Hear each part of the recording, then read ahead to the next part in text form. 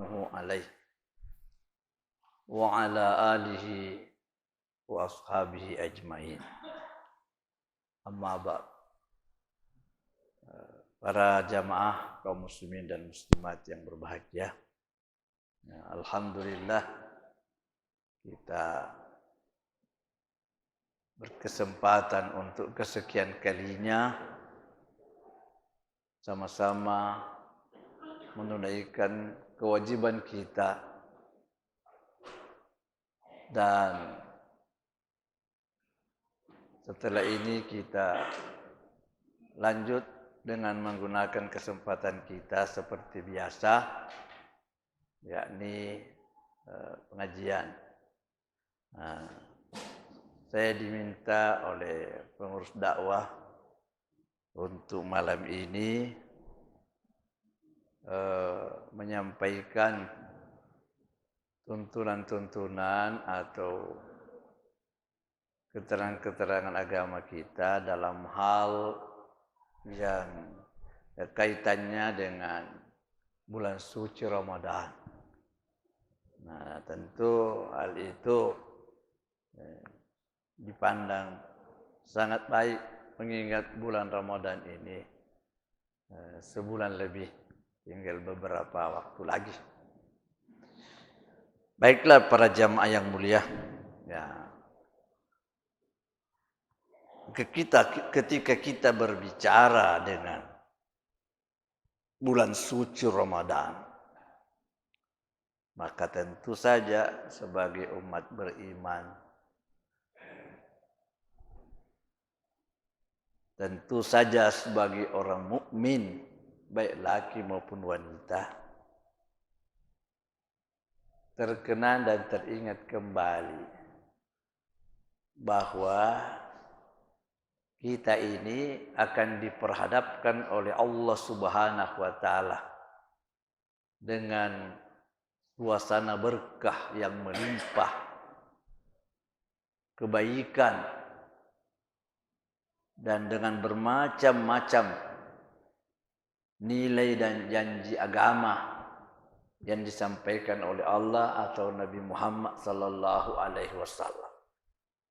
Untuk itulah maka dipandang penting, sangat penting, sebelum bulan suci Ramadan itu kita jalani, sangat penting untuk kita mengulang-ulang kembali, mengingat-ingat kembali pelajaran-pelajaran agama kita dalam hal yang berkaitan dengan ibadah ini. Penting diulang, diingat kembali. Perlu diingatkan kembali kepada seluruh jamaah, kepada seluruh kaum muslimin. Bagaimana bulan suci Ramadan itu yang kita akan jalani itu nanti. Dalam hal ini sebelum kehadirannya, alangkah baiknya kalau kita persiapkan ilmunya, kita dahulukan memahaminya. Ilmu-ilmu yang berkaitan dengan masalah bulan puasa atau hal-hal yang berkaitan dengan suasana bulan suci Ramadan itu sangat penting untuk kita ingat atau kita pelajari. Ya, sebagai dasar cerita yang kita mulai pada kesempatan ini. Semua kita ini, umat Islam ini menghafal ayat dalil keterangan tentang wajibnya kita melaksanakan ibadah puasa. Itu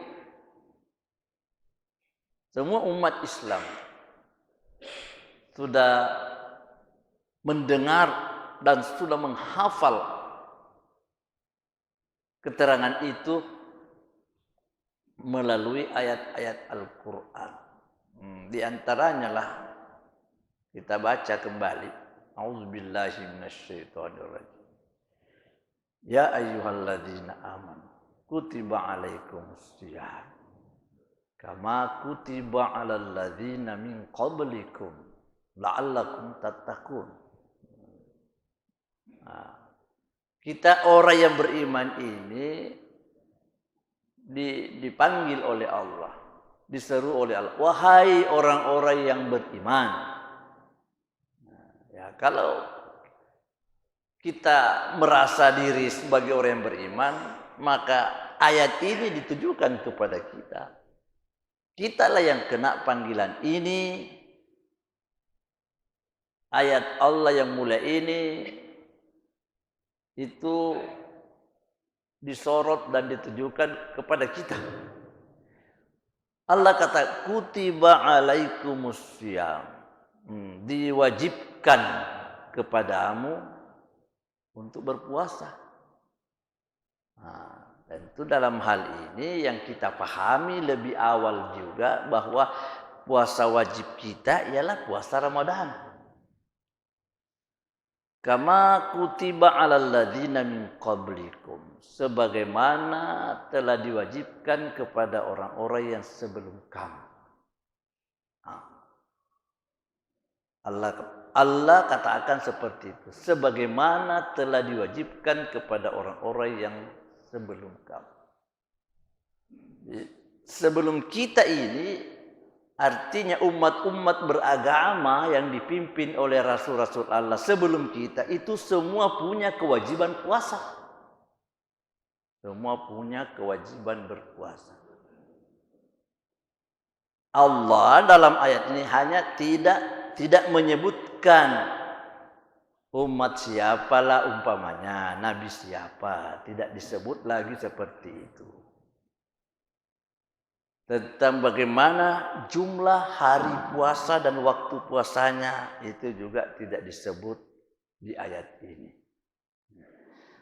Tapi ada paham ini ketika Allah mengatakan kama kutiba alal ladzina min qablikum, itu namanya tasbih, penyerupaan. Penyerupaan di sini seolah-olah menggambarkan bahwa apa yang kita kerjakan ini seperti itu juga pernah dikerjakan umat-umat yang terdahulu. Apakah waktunya atau jumlah puasanya itu paham.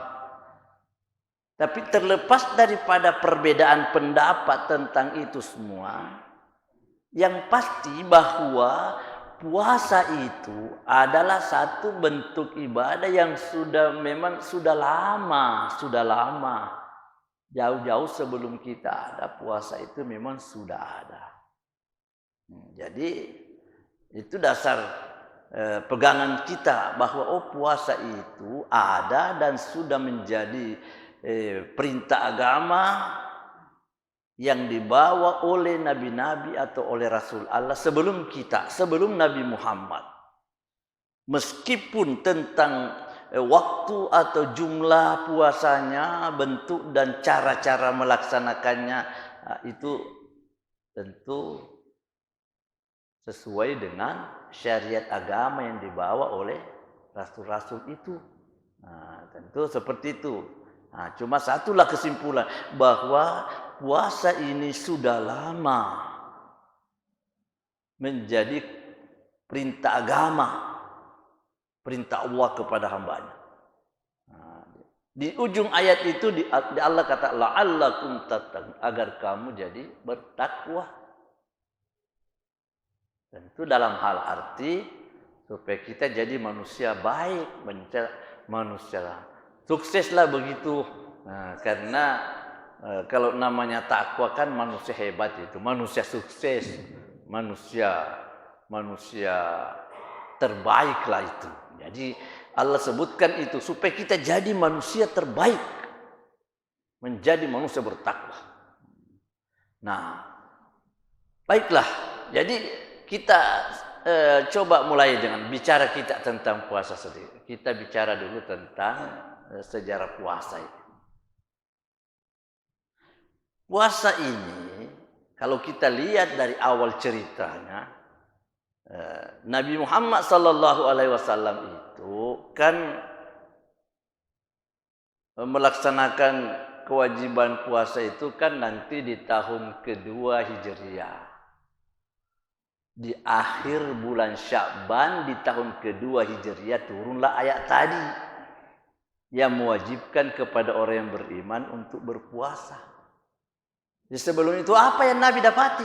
Ya, sebelum ada perintah wajib puasa yang sudah kita ketahui itu, yang Nabi dapati di kalangan orang Arab kepada orang Quraisy sendiri, orang-orang Arab itu puasanya itu puasa Asyura 10 Muharram. Akhirnya sampai Nabi hijrah ke Madinah. Ketika Nabi hijrah ke Madinah, Nabi juga mendapati orang-orang Yahudi itu puasa Asyura, puasa 10 Muharram. Akhirnya Nabi juga anjurkan, ayolah rame-rame kita puasa juga. Semua puasa. Puasalah sahabat. Nah, setelah itu kemudian di tahun kedua Hijriah tadi ini, di akhir bulan Sya'ban, ini ayat turun. Wajib puasa disebutkan seperti yang kita pahami. Dengan turunnya ayat ini, Nabi mengatakan, "Man syaa'a shamah wa man syaa'a aftar."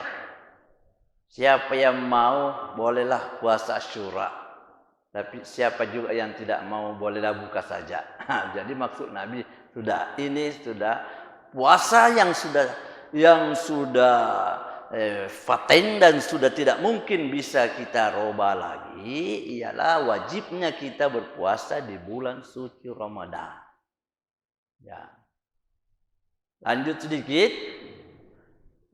Dalam sejarah juga disebutkan sejak Nabi menerima perintah atau kewajiban berpuasa di bulan Ramadan itu, riwayat yang kuat itu 9 kali Nabi berpuasa puasa Ramadan dalam hidupnya. 9 kali Nabi menjalani ibadah puasa di bulan Ramadan. Dalam 9 kali Nabi berpuasa di bulan Ramadan itu, dalam riwayatnya itu cuma 1 kali, ada yang mengatakan 2 kali, tidak ada lebih. Ada yang mengatakan cuma 1 kali, ada yang mengatakan 2 kali, cukup 30 hari. Itu riwayatnya. Jadi 9 kali Nabi berbulan puasa sejak terima perintah wajib puasa. Itu riwayat hanya ada mengatakan 1 kali, ada yang mengatakan 2 kali, cukup 30 hari, selalu 29 hari. Nah, itu kita di sini kita tidak bicara ru'yah dan hisab, karena itu punya waktu yang terlalu jauh dan panjang sekali. Nah, kita sebut saja begitu sebagai satu bahan ingatan. Oh, begitu dulu Nabi puasa 9 kali dalam hidupnya 9 bulan Ramadan, dan Nabi cuma 1 kali atau 2 kali cukup 30 hari. Selain itu selalu 29 hari. Itulah yang sahih, itu yang benar dan tidak dibantah oleh sejarah, oleh ulama bagi orang yang suka baca sejarah. Nah, begitu awalnya.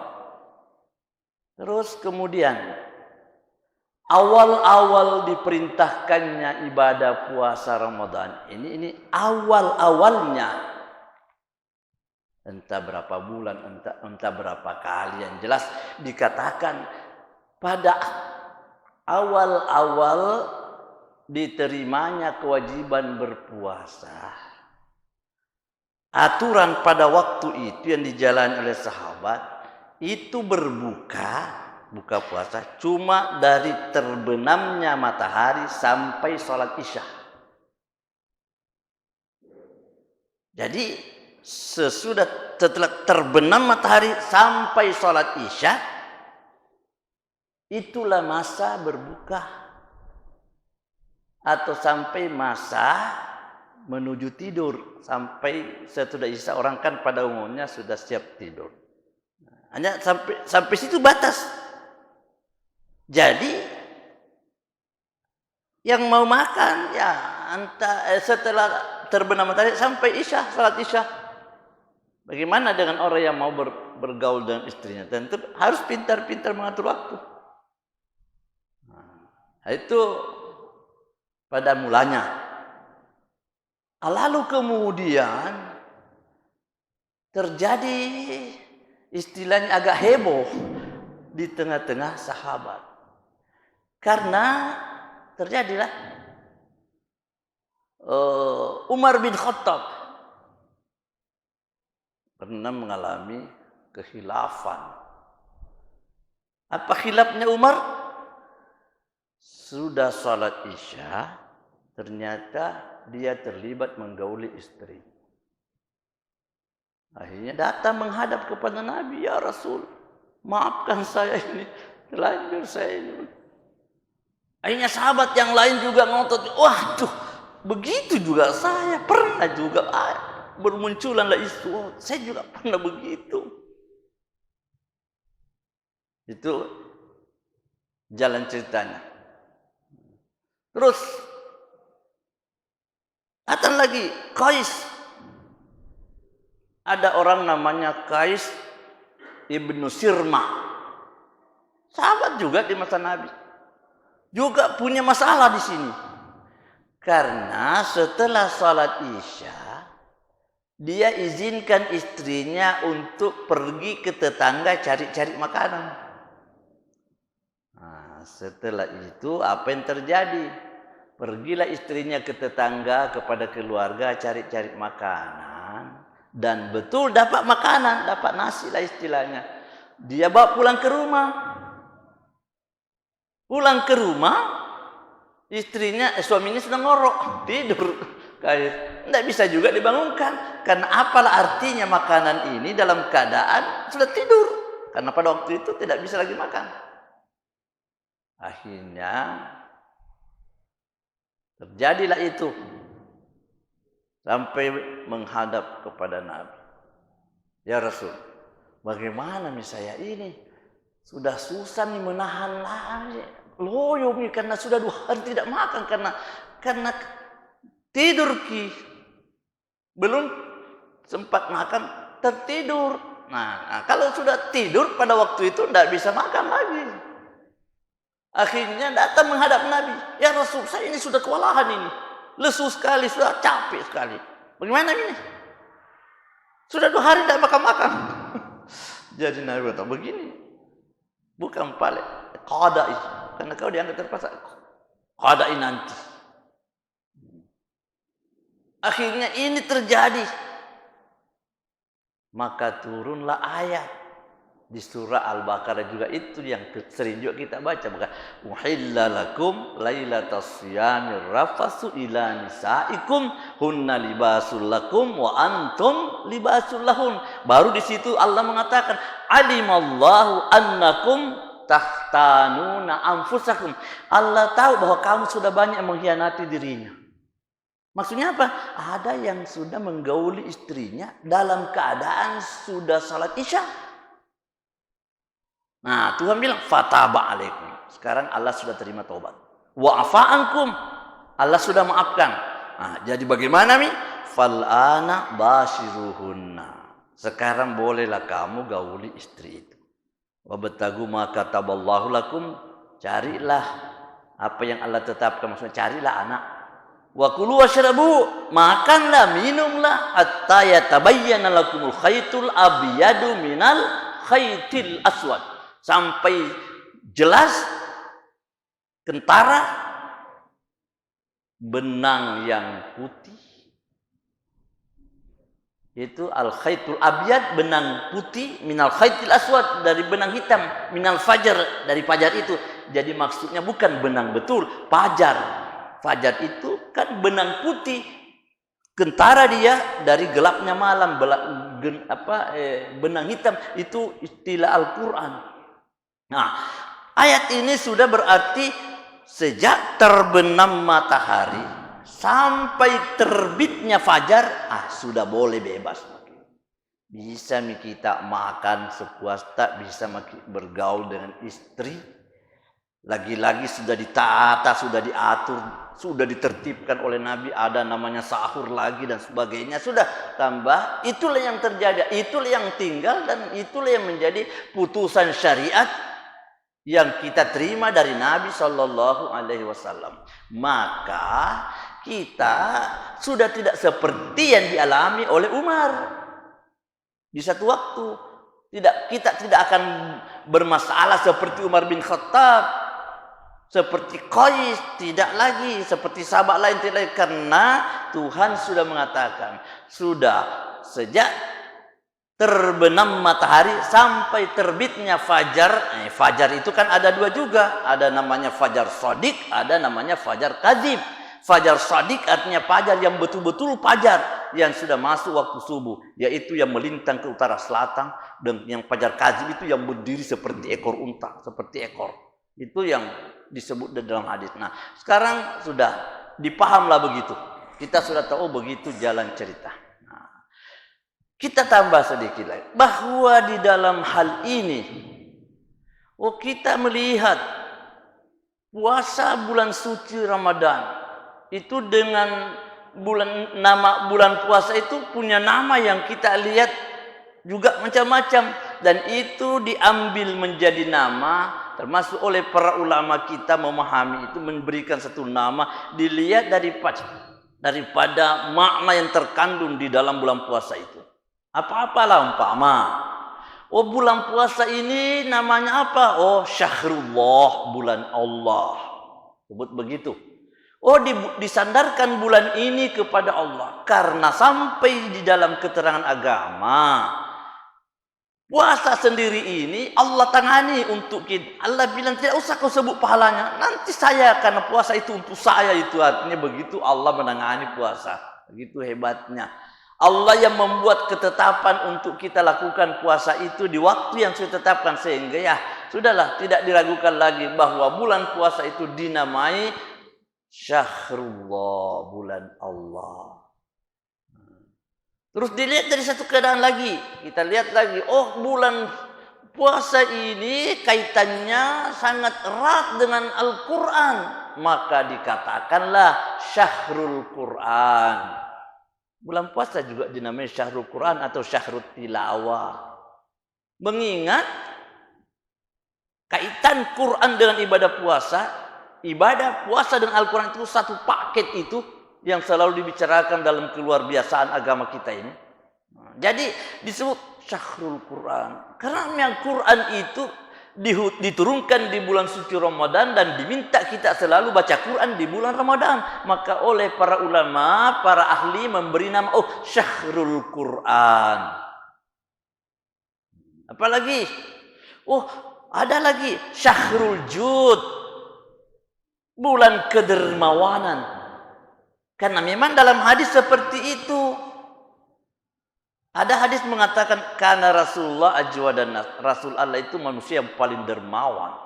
Wa kana ajwada ma yakunu fi Ramadan, dan Nabi itu paling dermawan lagi, lebih positif dan lebih lancar lagi. Nabi paling hebat lagi dermawannya kalau dia di bulan Ramadan, maka diberi nama Syahrul Jud, bulan dermawan. Ada lagi Syahrul Muasat, itu sudah Nabi juga yang sebut Syahrul Muasat, bulan dilonggarkannya pertolongan kepada orang lain. Itu Syahrul Muasat. Lagi-lagi Nabi mengatakan Syahrul Sabri, itu bulan kesabaran, bulan kesabaran. Banyak bulan mubarak, bulan azim, Syahrul Sabri. Pokoknya kita terimalah itu sebagai satu bahagian untuk memahami betapa hebatnya bulan suci Ramadan itu nanti. Dari sisi pemberian nama, dari nama yang sudah diungkap dan dijelaskan begitu, itu juga sudah memberikan satu pandangan, pengertian kepada kita. Memang perlu kita ini bersiap-siap, karena memang luar biasa. Sehingga dengan demikian perlu ada pengertian yang positif. Bagaimana puasa menurut cara yang diajarkan Nabi? Perlu ada ilmu. Perlu ada doa yang mendukung kita untuk mudah-mudahan kita bisa sampai ke sana. Dibutuhkan doa, munajat, minta taufik, minta hidayah dari Allah. Mudah-mudahan kita semua diperkenankan oleh Allah untuk menjadi manusia yang bisa memetik nilai dan hasil di bulan suci Ramadan itu. Butuh kita doa. Butuh persiapan. Butuh persiapan. Persiapan apalah yang bisa menunjang ibadah kita menjadi semakin baik. Sudah sering kali kita sampaikan. Para ulama juga sudah banyak mengingatkan kepada kita. Menjelang Ramadan, ayolah kaum muslimin, siap-siaplah untuk bagaimana menyiapkan sarana atau menyiapkan hal-hal yang bisa menunjang tercapainya maksud dan tujuan. Termasuk kaum muslimin menghadapi bulan suci Ramadan. Mana mushaf Quran yang disiapkan? Mana mushaf Quran? Supaya hampir semua orang yang bisa kita hitung dalam rumah kita, berapa orang keluarga yang bisa baca Quran? Ayo siapkan Quran untuk mereka. Aja nanti dia tahu orang buru enak sigeteng. Berapa harganya Quran? Ayo kita siapkan sebagai bukti bahwa kita betul-betul menghadapi bulan Ramadan itu dengan persiapan. Siap-siaplah kita untuk itu. Sehingga kita tidak terlalu terbawa dan terikat dengan oleh kebiasaan atau istilah tradisi-tradisi yang sesungguhnya tidak semuanya juga bisa diterima. Kita siap saja. Kita siap dengan itu. Kita niatkan dengan maksud hati kita supaya betul-betul ibadah saya bisa tuntas dan terpenuhi sebagaimana yang dikehendaki oleh Nabi kepada kita. Tidak usahlah kita terlalu jauh membuat-buat masalah yang merepot-repotkan kita, yang tidak diaturkan oleh agama untuk kita. Kita lihat saja mana yang bisa, mana yang dianggap benar. Contoh, masalah ziarah kubur. Kalau namanya ziarah kubur, memang dasarnya ada. Nabi mengatakan, zurul kubur tudzakkirukumul maut. Ziarah kuburlah Anda supaya Anda selalu ingat mati, ingat akhirat. Nah, itu dasar. Tapi sejauh-jauhnya kita juga tidak mendapat keterangan dari Nabi bahwa dalam rangka untuk menyambut bulan suci Ramadan maka kita pergi ziarah kubur. Tapi kalau pada waktu itu ada waktu kita dan memang kita biasa berziarah kubur, tidak usah dipermasalahkan. Ada orang yang pulang kampung untuk berbulan puasa. Kebetulan kehadirannya di kampung untuk kali itu memang kesempatan dia datang untuk ziarah-ziarah kubur. Apa salahnya? Tapi jangan pulang kampung dengan sengaja untuk datang ziarah kubur menyambut bulan Ramadan. Seperti itu kan tidak ada. Jadi ziarah boleh, tapi kita harus positifkan diri saya ziarah kubur untuk ingat mati. Kenapa ziarah kubur menjelang Ramadan? Kebetulan saya kesempatan karena baru kali ini saya pulang kampung. Jadi biarlah saya ziarah kubur karena saya sempat ada di kampung. Itu sudah benar. Nah, jadi luruslah pengertian kita. Tidak kemana-mana lagi kita berpikir tentang itu. Kita membenarkan ziarah kubur dan kita luruskan bagaimana ziarah kubur yang benar dan tidak terbawa-bawa dengan sesuatu yang tidak ada ajarannya dari Nabi. Nah, jadi kita buat suasana kita betul-betul islami lah. Bagaimana kita menjalani, mempersiapkan diri untuk kita masuk di bulan Ramadan dengan dasar pengertian hukum agama yang jelas, yang positif, dengan nawaitu, dengan maksud hati yang betul-betul lillahi ta'ala. Dan kita laksanakan ibadah itu nanti dengan modal dan dasar ilmu pengetahuan. Karena kita sudah sering mendengar. Nah, untuk lebih mendorong kita untuk ibadah kita ini nanti, ada baiknya kita mengikuti keterangan dari Nabi Sallallahu Alaihi Wasallam supaya kita ya lebih antusias, lebih semangat, ya lebih giat. Ada salah satu hadis yang diriwayatkan oleh Imam Ahmad Imam Al-Bazzar, Imam Al-Baihaqi, yang diterima bersumber dari seorang sahabat yang bernama Jabir bin Abdullah. Hadis itu bunyinya begini. Nabi mengatakan, "U'tiyat li ummati fi syahri Ramadana khamsa hisalin lam yu'tahunna qabli." Nah, itu kita ikuti dulu itu penjelasannya Nabi dalam hadis tadi. Nabi mengatakan, "U'tiyat li ummati," diberikan kepada umatku, fi syahri Ramadan, di bulan Ramadan itu, khamsa hisal, 5 perkara. Lam yu'tahunna qabli, yang tidak pernah diberikan 5 itu kepada orang-orang sebelum saya. Nah, jadi kita berbangga. Bukan karena kita riak, berbangga karena gembira lah, karena kita menyambut hukum. Ada 5 kata Nabi yang diberikan kepada umatku di bulan Ramadan. Yang 5 ini tidak diberikan oleh Allah kepada umat yang lain. Tidak ada suasananya seperti itu kepada orang lain. Sebelum Nabi. Nah, berapa banyaknya Nabi sebelum, berapa banyaknya pemimpin agama yang diutus oleh Allah.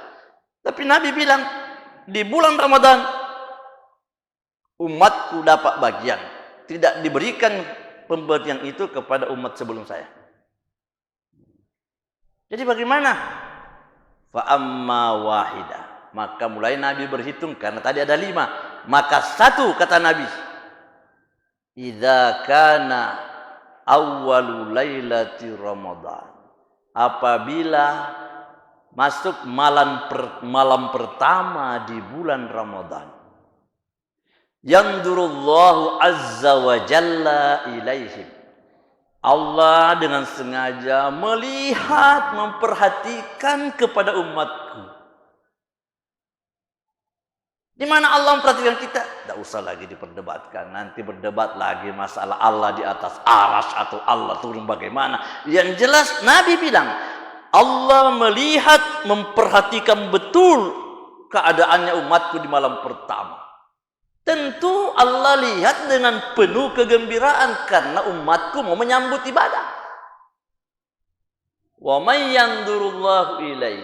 Dan siapa orang yang sudah sengaja dipandang oleh Allah, dilihat, diperhatikan oleh Allah, kata Nabi, lam yu'adzibhu abada. Sudah selama-lamanya, sudah untuk seterusnya, Allah tidak akan menyiksa lagi dia untuk selama-lamanya. Itu tidak pernah ada umat seperti itu, dilihat-lihat begitu, diperhatikan oleh Allah, lantas Allah tidak mau menyiksa lagi seterusnya. Tidak. Karena Nabi bilang, kalau umatku malam pertama bulan Ramadan, Allah melihat bagaimana persiapan umatku. Dan kalau ada orang yang diperhatikan oleh Allah karena bersiap-siap untuk menyambut atau memasuki bulan Ramadan, lam yu'adzibhu abada. Allah tidak akan menyiksa dia untuk selama-lamanya.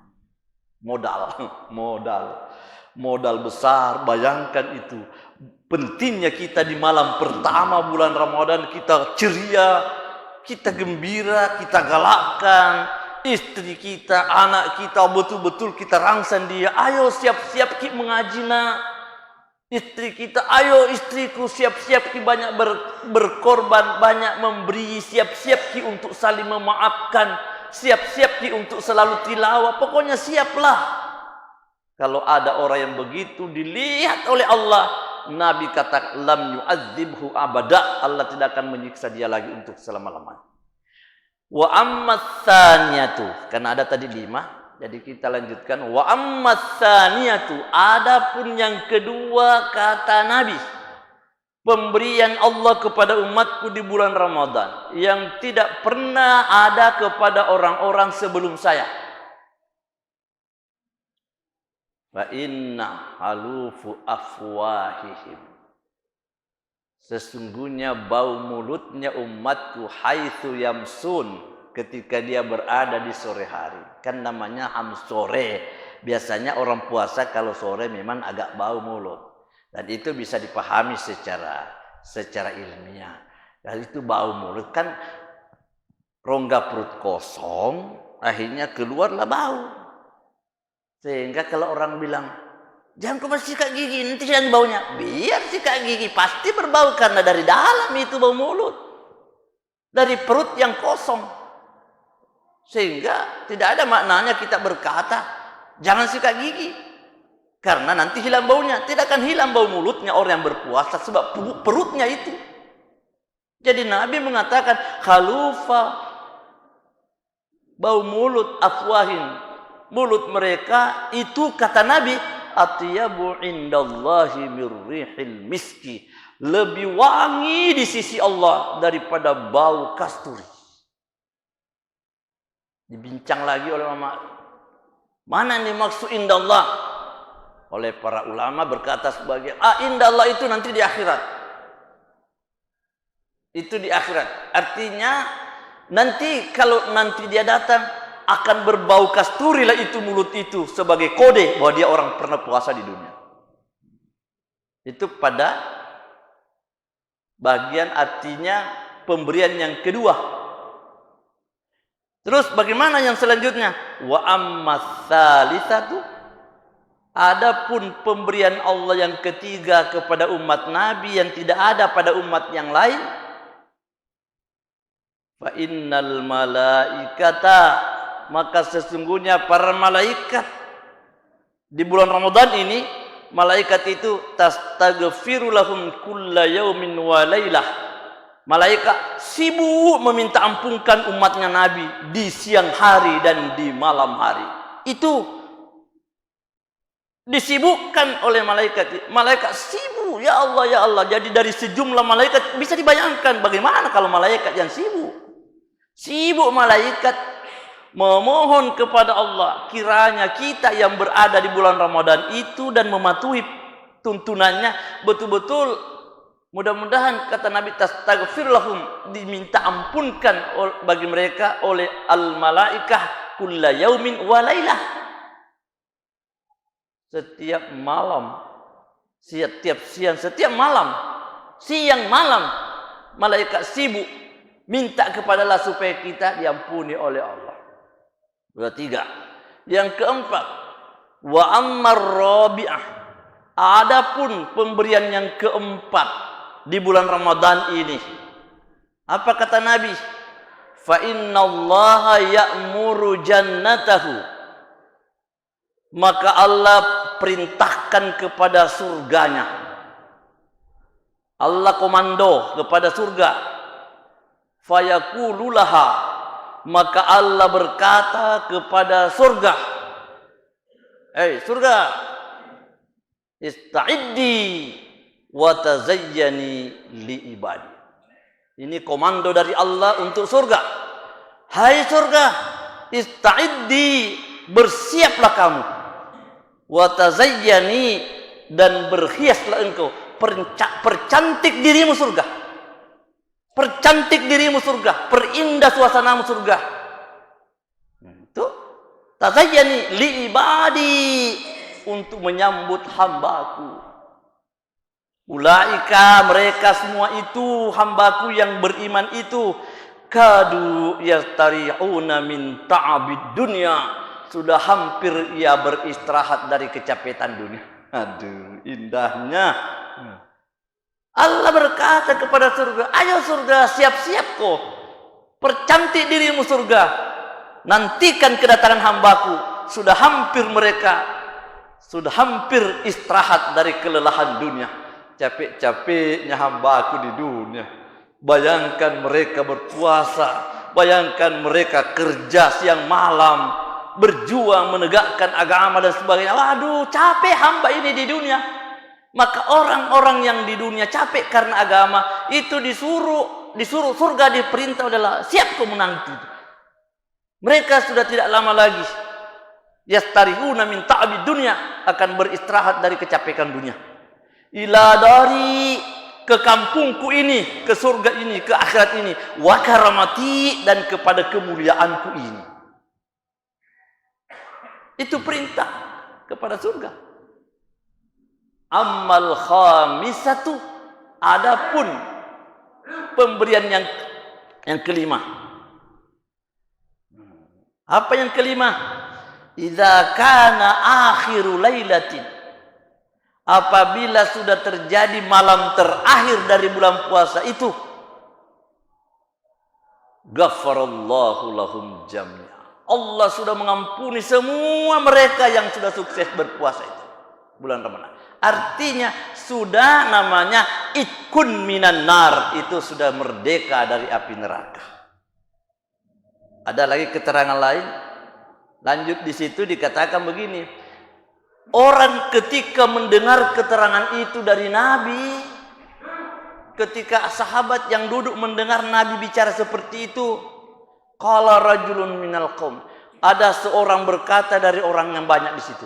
Ada satu bicara bertanya kepada Nabi, "Ahiya Lailatul Qadri? Apakah itu yang dimaksud Lailatul Qadri wahai Rasul?" Qala, Nabi berkata, "La. Bukan. Itu Lailatul Qadar tersendiri, hebatnya juga. Itu tersendiri pula.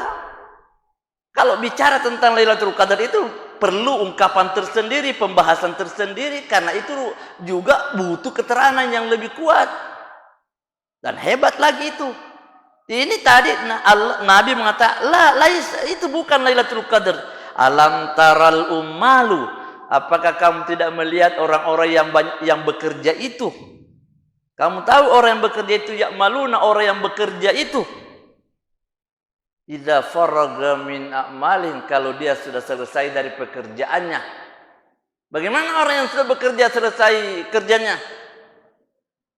Yuwaffa ajruhum, disempurnakan balasannya.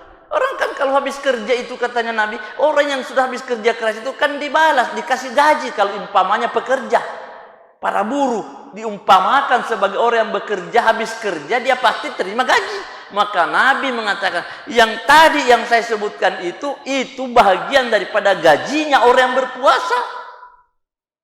Gajinya orang yang berpuasa. Nah, Nabi menganggap kita al-ummal, pekerja-pekerja.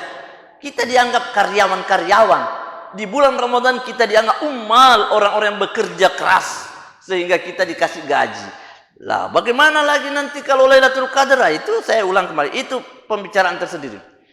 Lanjut, nah, dalam hadis Nabi yang lain, akhirnya kita sampai kepada idza kana yaumu idihim, apabila sampailah kita pada hari raya Id, Idul Fitri. Pada hari raya Idul Fitri, kata Nabi, bahabihim malaikatahu, dibanggakanlah orang itu kepada malaikat Allah. Dibayangkan kalau kita ini dibanggakan, Allah yang banggakan kita kepada malaikat. Apa kata Allah kepada malaikat? Malaikati, hai para malaikatku, abidi wa imai qadau faridati ilaihim, hamba laki-lakiku dan hamba perempuanku sudah menunaikan farduku, sudah melaksanakan tugas kewajiban yang saya tetapkan kepada mereka. Wah, malaikat langsung berkata, ya Allah, ma jaza'u ajirin waffa amal, apalagi balasannya orang yang kerja kalau sudah sempurna kerjanya? Tuhan bilang, waffa amal, disempurnakan saja. Allah bilang kepada malaikat, bi'izzati, demi kemuliaanku malaikat, wa karami, demi kemuliaan, kehebatan dan kemuliaanku, wartifa'i makani, demi ketinggian kedudukanku sebagai Tuhan yang maha tinggi, la ujibun, saya mau terima itu permintaan hamba. Saya mau terima. Sampai dalam hadis Nabi itu katakan, kalau sudah selesailah kita menunaikan ibadah Id dengan sukses dari bulan Ramadan itu, Allah dari alam gaib berkata, irji'u, pulanglah kalian ke rumah, pulang di rumahmu, faqad ghafartu lakum, karena sungguh saya telah mengampuni dosamu, wa badaltu sayyiatikum hasan, dan saya sudah menukar, saya gantikan kejelekanmu, saya ganti dengan kebaikan-kebaikan. Itu semua mendorong kita, mendesak kita, bagaimanalah kita semua ini bisa lebih berhati-hati, supaya dengan modal pengertian, pemahaman tentang makna puasa dan tujuan daripada itu semua, janji Allah yang berkaitan dengan itu semua, itu menjadikan kita insya Allah tidak akan lemah lagi. Kita sudah siapkan diri untuk menyambut kehadiran itu semua. Jadi tidak macam-macam, cukup dengan modal pengertian tentang mulianya apa yang kita mau lakukan. Siapkan diri untuk kita beramal secukupnya, sebanyak-banyaknya. Dan kita robah pola fikir yang sekian lama ada. Umpamanya, orang biasa kalau bilang menjelang bulan suci Ramadan, ayo kumpul beras banyak-banyak. Bagaimana ini? Apa memang dilarang kumpul beras? Tidak. Bagaimana benarnya?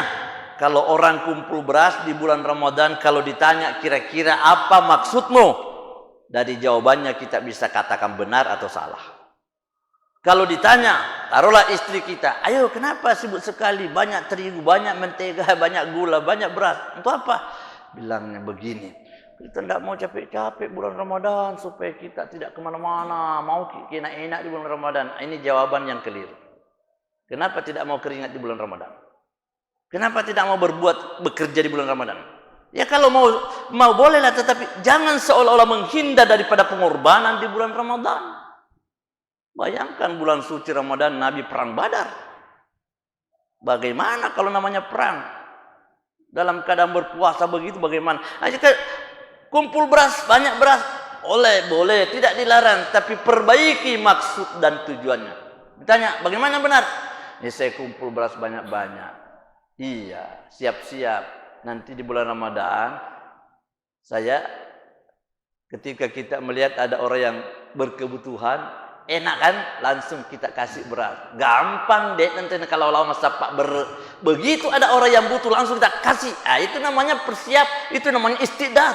Itu persiapan untuk berbuat, beramal. Kalau yang rodi pau maka dah supaya aja nanti nama saya salah sapak berpuasa. Madu odong. Maka apa? Kita harus berkata, saya kumpul beras. Iya, mudah-mudahan. Kalau ada yang siap di rumah, dengan gampang saya bisa beramal dengan seketika. Saya bisa beramal ketika ada orang yang membutuhkannya. Dan pasti ada orang yang membutuhkan. Nah, jadi itu namanya merubah pola pikir. Meluruskan. Bukan mengharamkan orang untuk kumpul beras memasuki bulan Ramadan. Tapi meluruskan supaya niatnya itu menjadi lebih positif. Jangan selalu cengeng.